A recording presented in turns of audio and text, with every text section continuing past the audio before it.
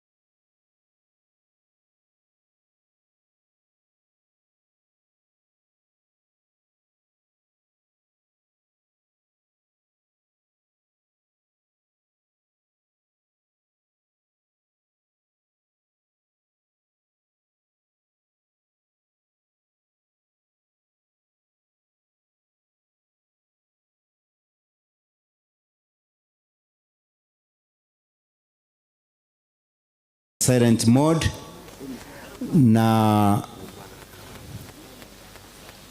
wengine wote walio na kofia tushiriki pamoja hasa kwa siku ya leo.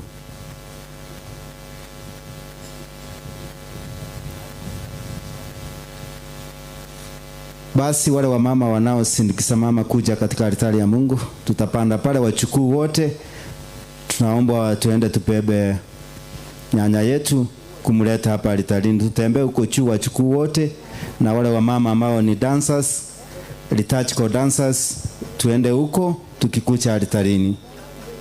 Na mtatuachia hapo kidogo. Nafikiria mama atawekwa pande hiyo. Kwa ajili ya siku ya leo naomba ushirika wenu. Tuko na sehemu nyingi za kusimama na kuketi. Kwa hivyo ushirika wenu uwe wa muhimu. Tutoe kofia, tufue makofia yetu. Sasa tumeingia kanisani.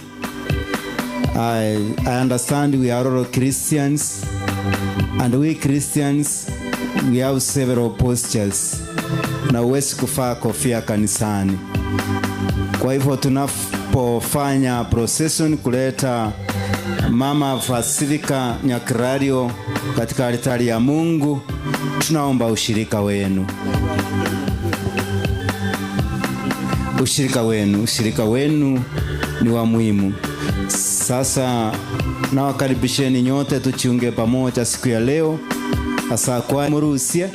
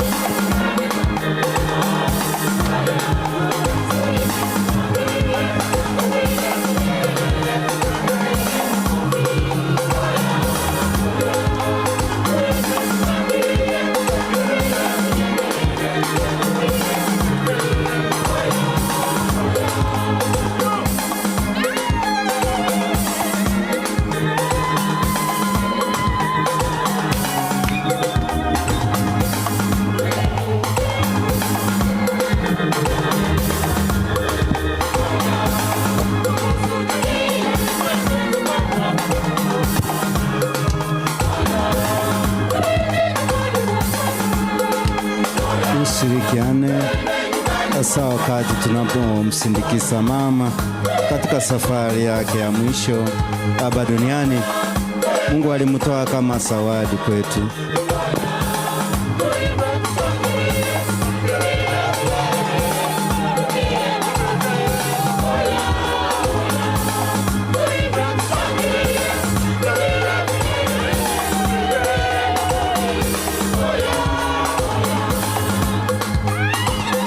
Tunaposhukuru Mungu kwa miaka ambayo amemcharia mama mzazi, tusherekee pamoja kwa misa takatifu.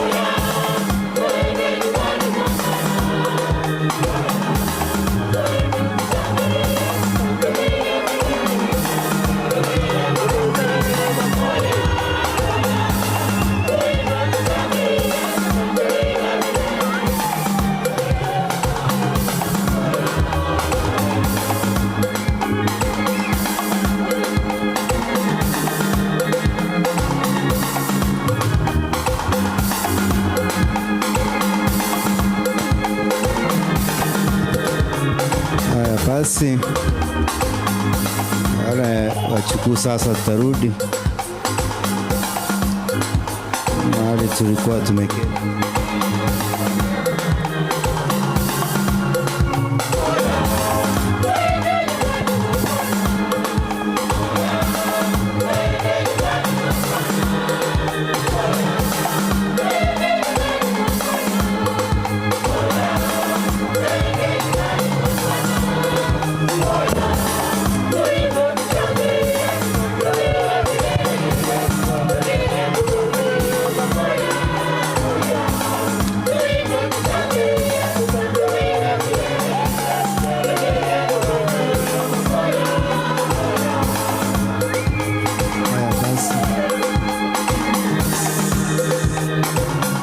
Kwaya.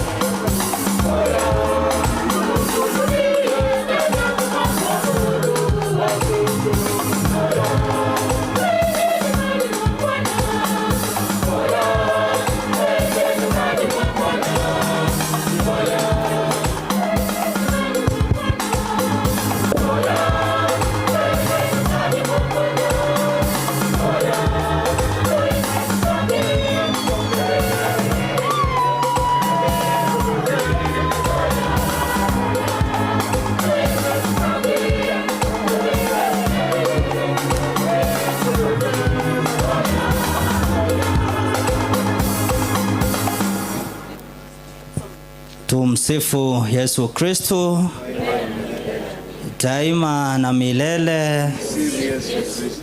Ngolele igana turamatanga. Tumsifu Yesu Kristo ambaye Mungu amemwita kutoka kwa maisha haya.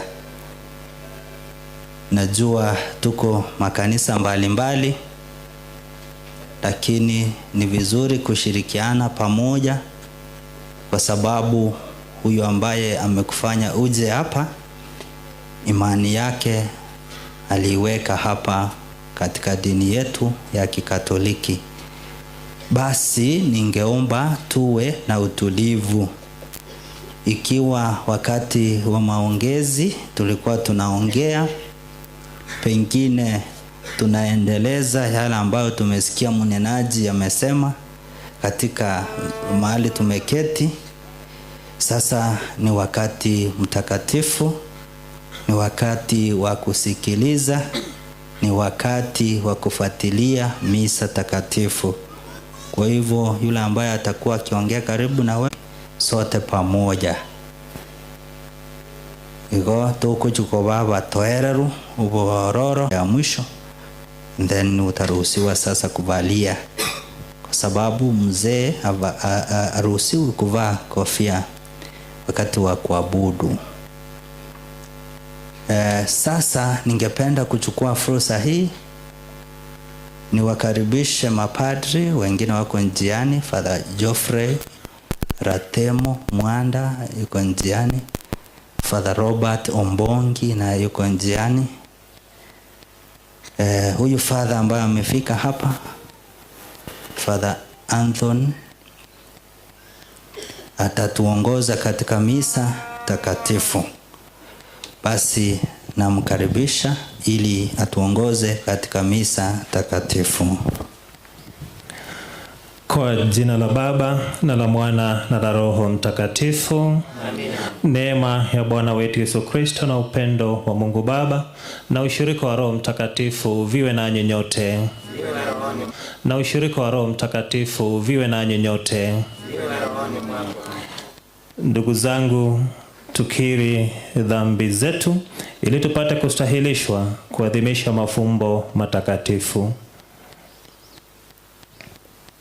Nanjire samaisa nyasa umonyanguru na semole abaminto ngana inche na salirie mono asokolengereria samangana sogokora no gotakora na sokomocha kwane na sokomo.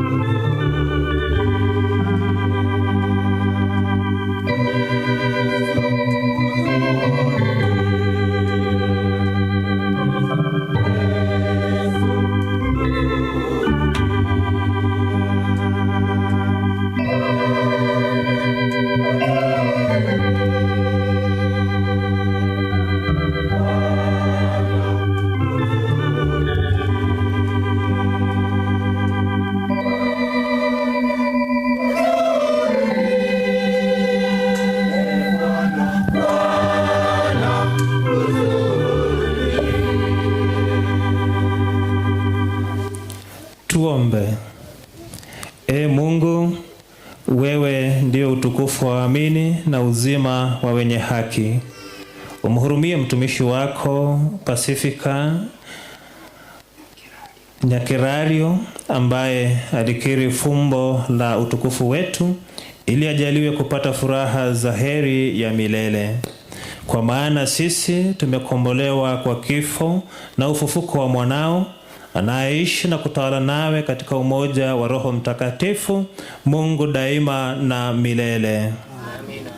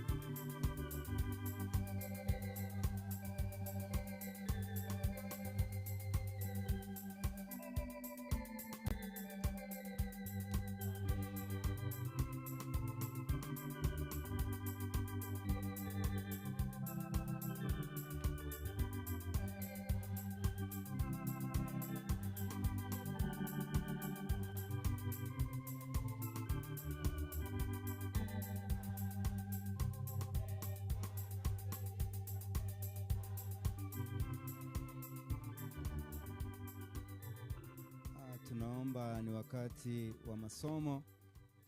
Tunaomba kila mmoja apate nafasi ya kuketi na tunyamaze kabisa, tupate kusikiliza neno la Mungu kwa heshima kuu. Tupate nafasi ya kuketi, kila mmoja ambaye huwezi kusimama kwa mkutano huu uishe, tafuta nafasi. Kuna viti vingi pande ile, kuna hema ambayo haijapata watu pande ile, kuna nafasi nyingi. Tupate nafasi ya kukaa, tusiwe tunatembea tunapoendelea na masomo matakatifu. Wachukue tukae kwa haraka kidogo, tupate nafasi popote, hakuna jua. Hata kuna hiyo hema ambayo imewekwa hapo, weka viti ndani, mkae. Naomba utulivu kwa mkutano. Wale ambao wanaongea ni kinyume.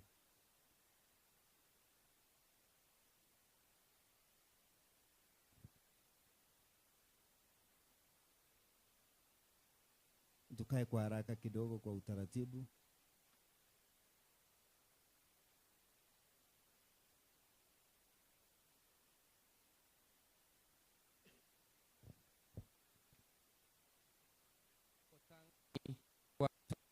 Kitabu ya Isaya 20 kibungo kiaye isano nemo mpaka kianda. Ngirore ogosoma gutangani kwa rusiriwe Isaya 25 ekebungo kiaye isano nemo koika kianda. Ekerenga kiogosoma omonene okwarigania omoyega aiga segetunwa eke omonene w'emiganda naro eserie abantu bebisaku byonsi omoyega bw'ebinto ebinoru omoyega w'edivai engiya mono oyo bw'ebinto ebinoru bichire emeseto na edivai engiya ekenonoire aiga segetunwa eke omonene nasarie na korusia egietubo getubete abantu bonsi egietubo ekyo keramboire igoro yebisaku byonsi. Omonene Nyasaye nasirie amakweri goika kare na kare, natinye amariga korwase amaiso abantu bonsi, nasirie ogochaywa kwa abantu baye korwase ense yonsi. Nabo omonene atebire aseri tukerio mbatebeiga rora oyo nere Nyasaye oito, oyo nere twakaganyire erinde anyare gototoria, oyo nere omonene twakaganyire tiga togoke na gochenga ekiagera otorenteire ogotoreka. Lingana Nyasaye, lingana Nyasaye.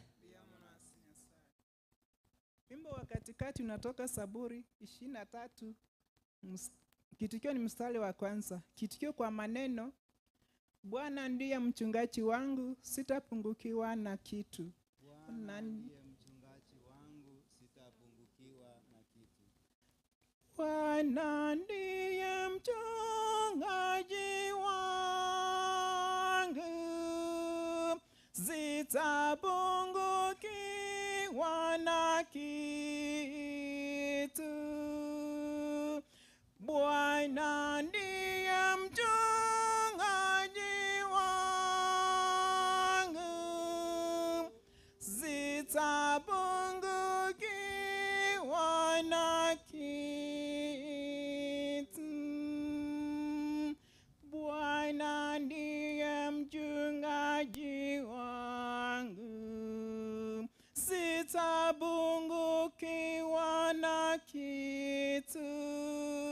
Katika marisho ya majani mabichi unilaza, kando ya maji ya utulivu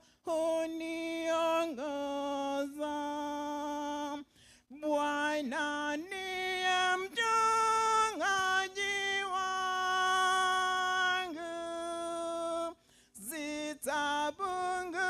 sitapungukiwa na kitu. Uniuziza nafsi yangu,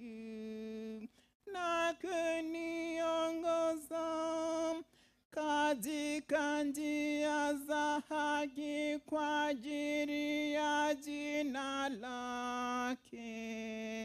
Na nitapopita kati ya bonde la uvuli wa mauti, sitaogopa mabaya, kwa maana wewe upo pamoja nami. Gongo lako na fimbo yako vyanifariji. Bwana ndiye mchungaji wangu, sitapungukiwa na kitu. Waandaa meza mbele yangu machoni pa watesi wangu. Umenipaka mafuta kichwani pangu, na kikombe changu kinafurika. Bwana ndiye mchungaji wangu, sitapungukiwa na kitu.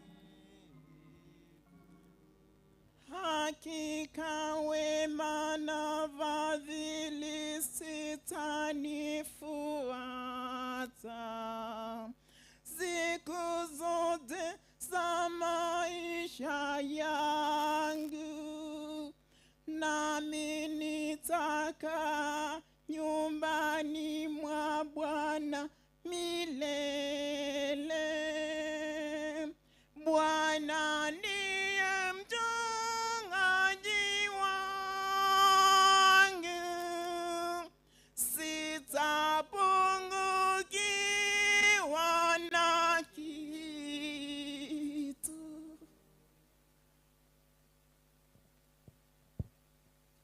Somo kutoka waraka wa pili wa Paulo kwa Timotheo, mlango ni wa 4.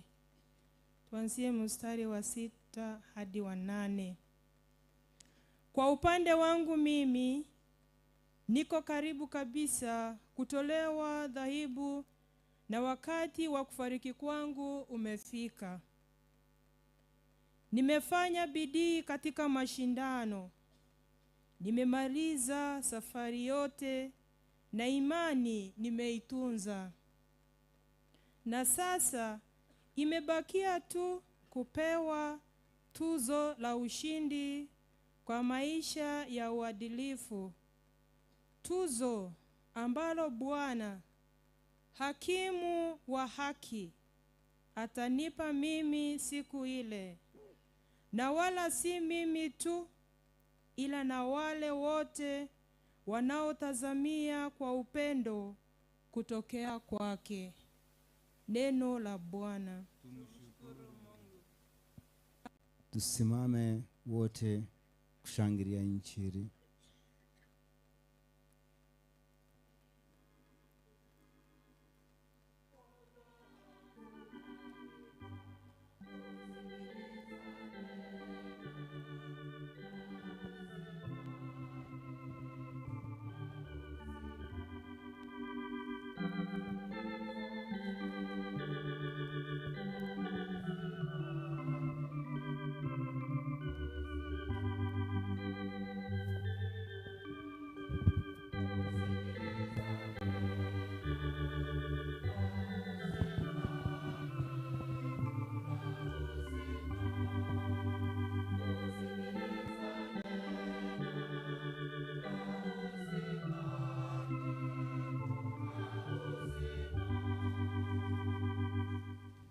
Bwana awe nanyi.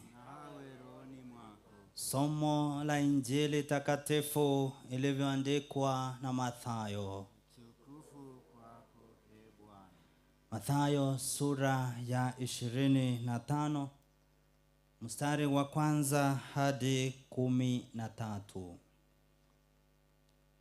Wakati huo ufalme wa mbinguni utafanana na wasichana 10 waliochukua taa zao wakaenda kumlaki bwana arusi. 5 miongoni mwao walikuwa wapumbavu na 5 walikuwa wenye busara. Wale wapumbavu walichukua taa zao, lakini hawakuchukua akiba ya mafuta. Lakini wale wenye busara walichukua mafuta katika chupa pamoja na taa zao. Kwa kuwa bwana harusi alikawia kuja, wale wasichana wote walisinzia wakalala. Usiku wa 8 kukawa na kelele, haya haya, bwana harusi anakuja, nendeni kumlaki. Hapo wale wasichana 5 wakaamka, wakazitayarisha taa zao. Wale wapumbavu wakawaambia wale wenye busara, tupeni mafuta yenu kidogo, maana taa zetu zinazimika. Lakini wale wenye busara wakawaambia, hayatatutosha sisi na nyinyi, afadhali mwende dukani mukajinunulie wenyewe. Basi wale wasichana wapumbavu walipokwenda kununua mafuta, bwana harusi akafika. Na wale wasichana waliokuwa tayari wakaingia pamoja naye katika jumba la harusi. Kisha mlango ukafungwa. Baadaye wale wasichana wengine wakaja wakaita, Bwana, Bwana, tufungulie. Lakini yeye akawajibu, nawaambieni kweli, siwajui nyinyi. Kisha Yesu akasema, kesheni basi, kwa maana hamjui siku wala saa. Injili ya Bwana. Sifa kwako.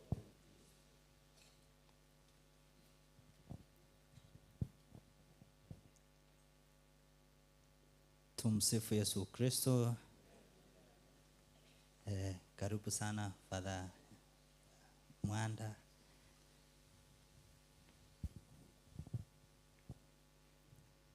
Basi leo tuko hapa kwa sababu ya huyu mama Pacificah Nyakerario, ambaye Mungu alimweka hapa duniani kama zawadi kwa wazazi wake.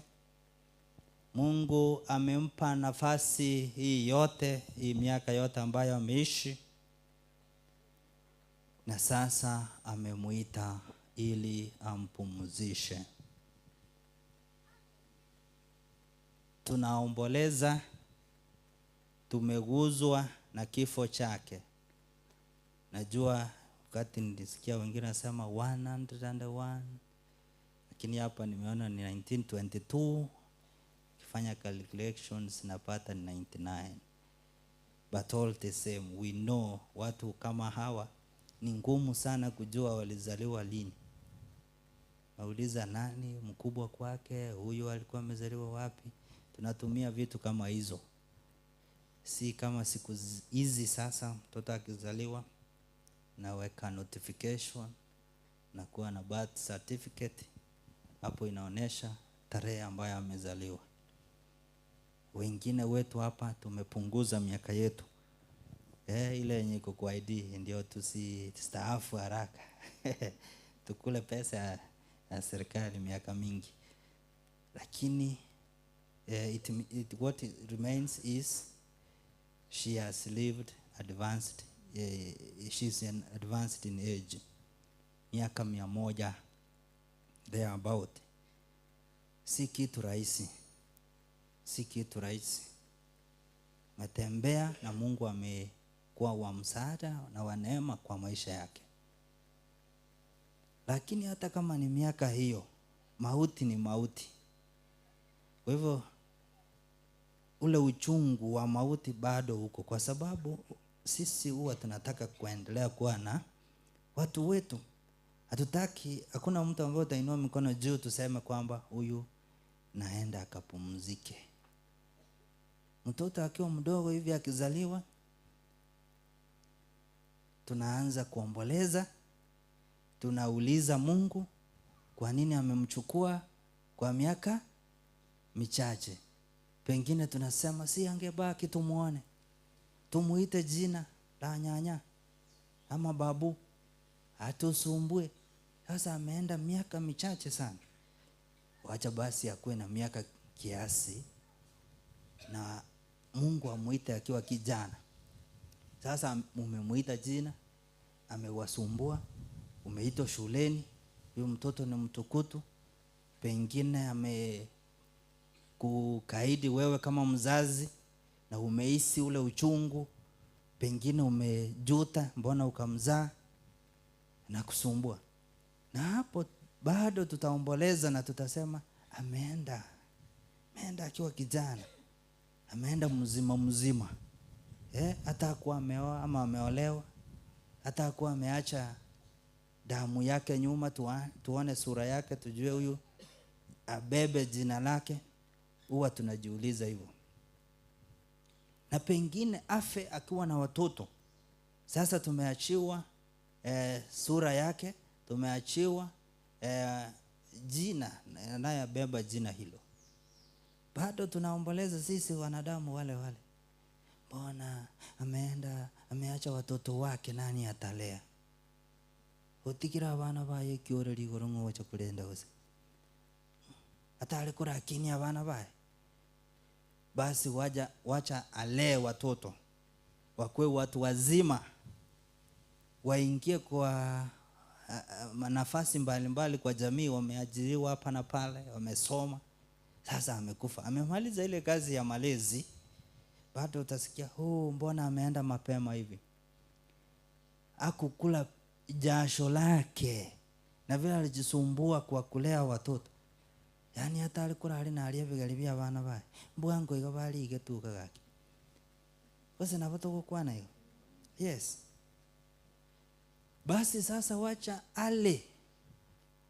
Evigalibia abana bia bae, jasho la watoto wake. Mpaka wakue wazima, watu wazima, wawe na familia, hata watoto wao wana wajukuu. Bado tutaomboleza. Wajukuu watasema magokoro tale gutikara naye nsoko yobu ya bonsi chisemi na utokonyora kurwa sori. Na wasichana watasema wewe ndio ulikuwa unatufanya tunakuja nyumbani. So sasa hakuna mahali tunasema because death is death. Death is a mystery, ni fumbo. Death is not a problem. You know, a problem you can sit down and solve. Kama kutakuwa na shida, kwa mfano wakati nilikuwa nakuja hapa, the first time I came here, niliachia gari langu kule chini, nikashindwa kufanya nini? Kupanda. Siku ya pili nikasema sasa nitakuja na gari ambayo inaweza kupanda. So nilipata suluhu kwa hiyo problem. Na hata sasa mumetengeneza, sasa magari mengine yamefanya nini? Yamepanda. There was a problem and then you solved it. You looked for a way to solve. Kama ni barabara hatuna, tunafanya nini? Najua hata saizi vile mvua itaanza kunyesha, kutakuwa na crisis. Mtaleta ile hema, mtaweka hapa. Ama ni aje? Na wale wenye wako hapo watakimbilia nini? Hema. Sasa unatafuta suluhu. Lakini kifo ni fumbo. Ni fumbo ambalo tutaishi nalo. Fumbo ambalo tunafunuliwa na maandiko matakatifu. Tukitumia akili zetu kama wanadamu, hatuwezi tukapata maelezo kamili kuhusu kifo. Sisi wenyewe kama wanadamu. That is why wakati mtu amekufa, we go to do postmortem, we end at the how of death, but not the why of death. Mbona mtu anakufa? mbona mwanadamu anakufa? Sisi zote tunaenda wapi? Tulitoka wapi? Tunafanya nini humu ulimwenguni? Hiyo ni maarifa yetu wanadamu hayawezi kufikia hapo. Yanafikia tu alikufa namna gani, ni nini kilisababisha akafa. Kwa hivyo sasa maandiko matakatifu ndiyo yanatufumbulia, yanatuonesha kwamba Mungu alituumba right from Genesis chapter 3, tukiwa na urafiki, tukiwa na uhusiano mwema.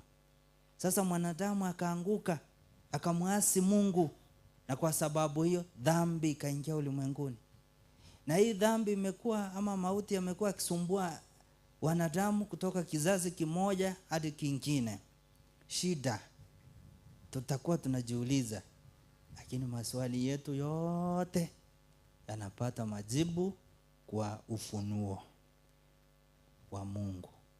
Tumesikia katika somo la kwanza, Mungu anapeana tulizo kwa watu wake kupitia kwa nabii Isaya, kwamba Mungu anawaandalia sherehe, karamu ya vitu vinono vilivyo na urojorojo. Kutakuwa na divai mpya, kutakuwa na kukula na kukunywa. Tutaondolewa pazia ama stara ambayo imewekwa between us, the living and the living dead. Kuna pazia yenye hatujui vizuri, imani yetu sasa ndio inatufungulia. Ngoma eta sokoro yabona iga, alibona iga sokoro ri ayo kwete. Ngoma eta ngianyu mono mambi. No moroche gaikana ngayikana sabona. Sasa hiyo ndio stara. Hatujui. Hiyo ndio stara, fumbo, pazia ambayo imewekwa.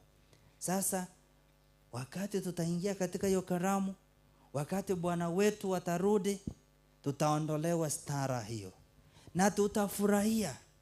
Tutasema huyu ndiye Mungu wetu, huyu ndiye ambaye tulikuwa tunamsubiria. Hakutakuwa na machozi, hakutakuwa na mauti. Machozi ambayo tutakuwa tumeenda nayo tutapanguzwa. Machozi ambayo familia iko nayo, sisi zote ambao tunaomboleza, na hata wakati tumefiwa, kwa wale ambao wa karibu sana, because we are not mourning at the same level na hawa. Hakika kwa rumu usiata burumbu ya mate koraki uchana busayo. Iyo buna tura baroro bali babu igwerte baroro torotu baroro nande ba koro bitina baroro re chisegi baroro wane binte bingi muri korra matanga buna anto bako ando monto orera nga obe epagiye agatalire ngugose oranyita utambukoro bako enda ne matanga gako ara mwonya ore binto biere tekale kurumiche lakini tali matanga achete so ubororombo amonyene amate koraki amate gochana busayo. Lakini ule uchungu ambao familia inahisi, hata sisi tunafanya nini? Tunahisi wakati tumefiwa. Sasa tutapanguzwa machozi, tutafurahia. Huyu ndiye Mungu wetu katika ufalme wake. Sasa lazima tutie bidii ili tuingie katika hiyo raha. That picture that is being painted, that gives us an impetus ya kutia bidii katika maisha haya. Kama vile tumesikia katika somo la pili, Paulo anaandikia Timotheo. Timotheo was a young bishop who took over from him. Timothy is writing from prison, akimu-encourage ili afanye kazi ya Bwana vilivyo. Ukisoma 1 and 2 Timothy, mahali anamwambia how to treat people, wazee, kina mama, hivyo hivyo. Sehemu ambayo tumeisoma ni kama anampa buriani, anamuaga, ni kama ameona maisha yake sasa yameisha. Anamwambia mimi nimemaliza safari, I have finished the race. And that is what we like writing kwa wale ambao wamekufa. You have fought the fight, you have finished the race. Si ndivyo? Sasa huyo ni Paulo alisema hayo maneno, kwamba kwa miaka yake, kwa uzee wake, akiambia huyu askofu kijana kwamba mimi nimemaliza kazi yangu, safari nimetembea, vita nimepigana, mwendo nimefanya nini, nimemaliza. Ona nakororoge bone kinganye tene guto. Haya maneno tunaweka kwa kinywa cha huyu mama. Mukagete miaka 100 lakini negasi. Negasi.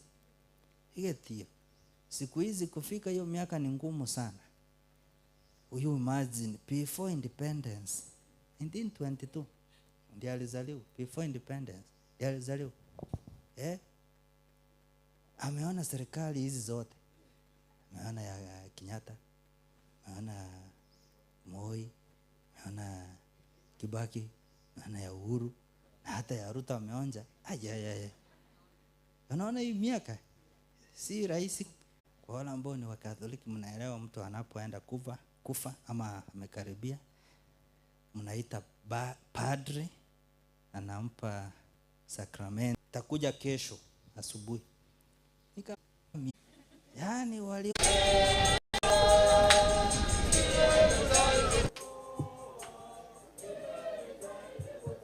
wale walioenda kupokea sadaka mtaileta sadaka kutakaswa kwa tiba za mbinguni, awe daima hai na mwenye heri katika utukufu wako, kwa njia ya Kristo Bwana wetu. Bwana awe nanyi. Inueni mioyo. Tumshukuru Bwana Mungu wetu. Kweli ni vema na haki tendo la kufana la kuleta wokovu. Tukushukuru wewe daima na popote Bwana, Baba uliye mtakatifu, Mungu mwenyezi wa milele, kwa njia ya Kristo Bwana wetu.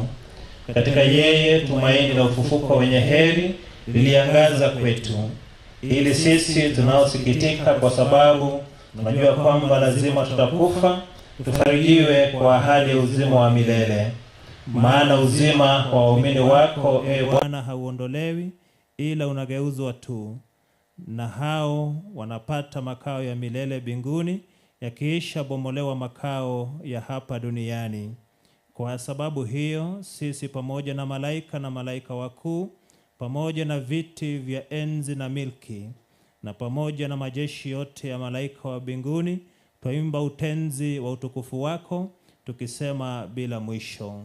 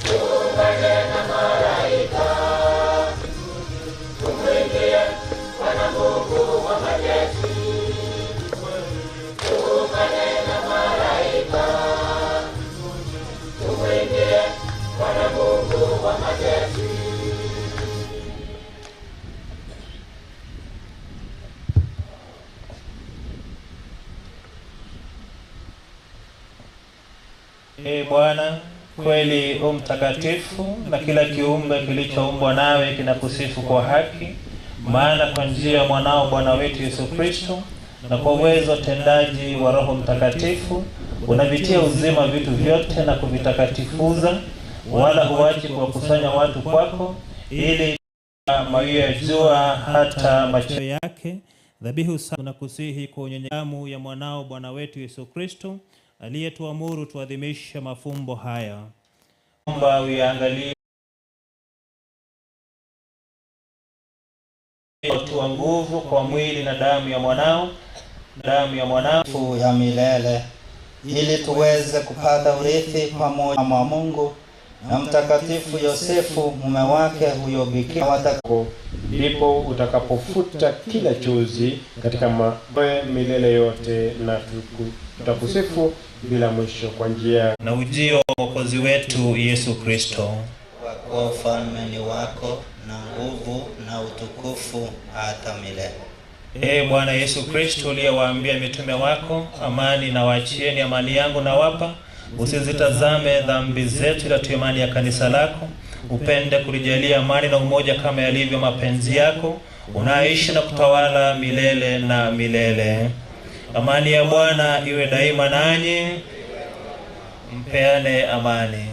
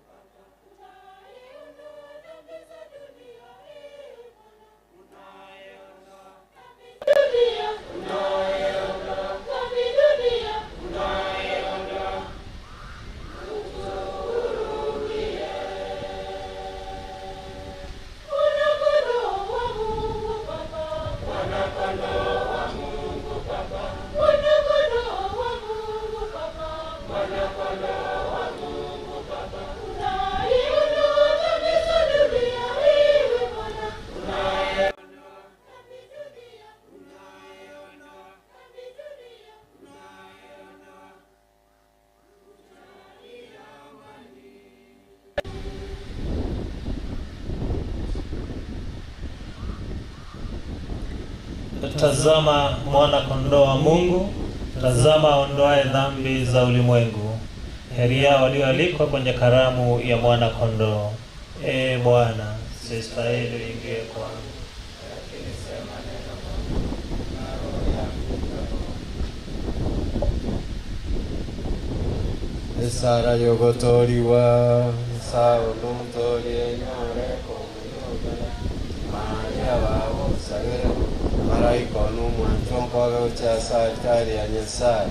Esara y'obwanja namanyire ng'ano omubiri omutagatifu Yesu ndi n'amaanyi ng'ayenywe ekyagera ebweka bwateba nankirayo n'enkora yane yonsi. Esara y'obwekeye onengwete abande njira omusari omuleu ingwenereti okonyora omubiri n'amaanyi nga Yesu okobe ibe byane omonguru tingwenereti ng'oswa emwane ineotebinga neyemo yoka n'omwoyo neng'owen.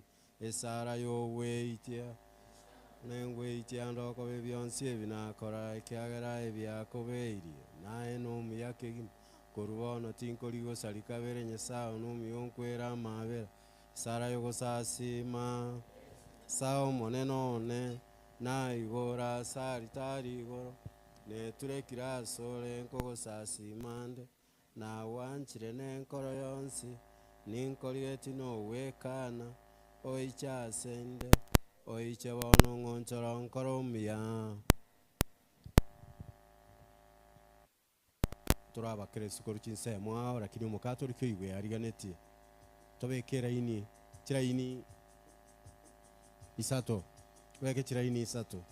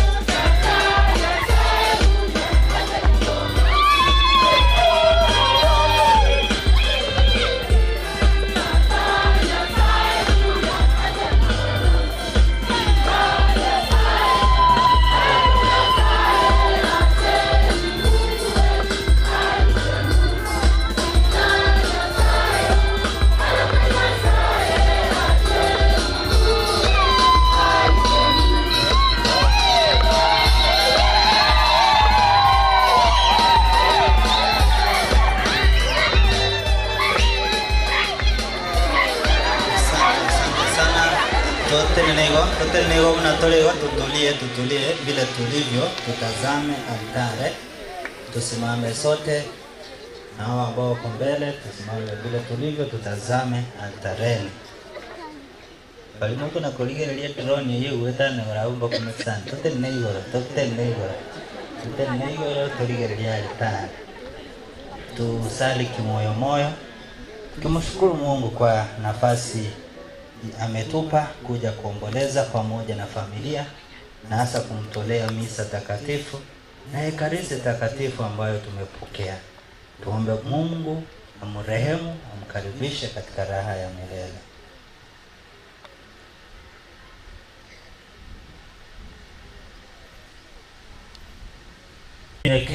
Na kumuondolea dhambi zake zote ili asahilishwe.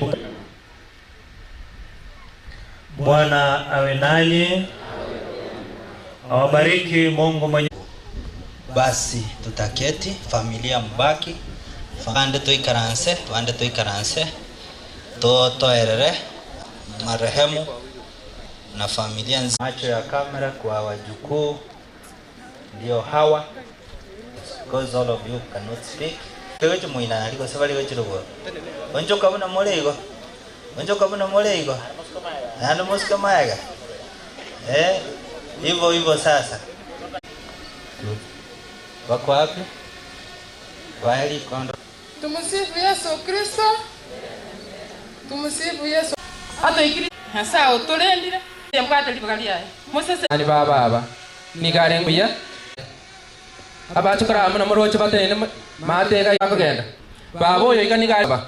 Ekara twaranga inde ali ase kanisa tinkwa na manga senge nje embura nerire. Ikatokorera umunyoko na inde mbiya mono.